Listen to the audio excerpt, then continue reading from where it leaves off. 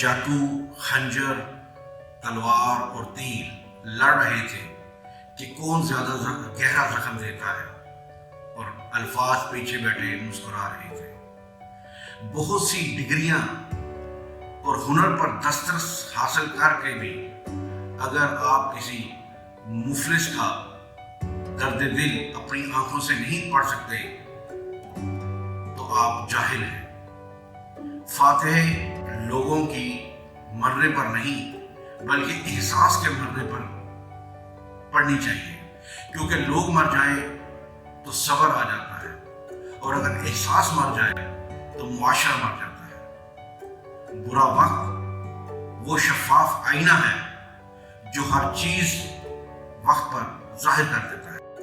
خوش فہمیوں کی اینک جب اترتی ہے تو ہر چیز صاف دکھائی دیتی ہے، حتیٰ کہ اپنی اوقات بھی۔ کامیاب وہی ہے جو وقت سے پہلے اس اینک کو اتار دے۔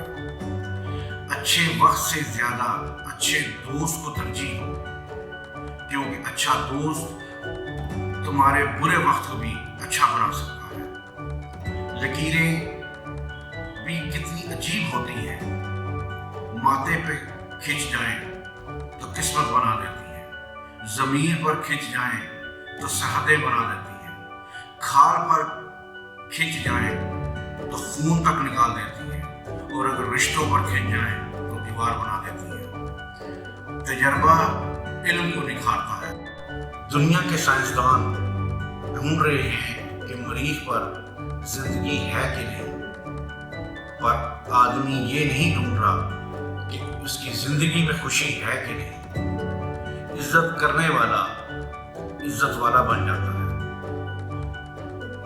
اگر آپ پریشان ہیں تو آپ ماضی میں رہتے ہیں، اگر آپ فکر مند ہیں تو آپ مستقبل میں رہتے ہیں، اور اگر آپ سکھ چین سے ہیں تو آپ حال میں رہتے ہیں۔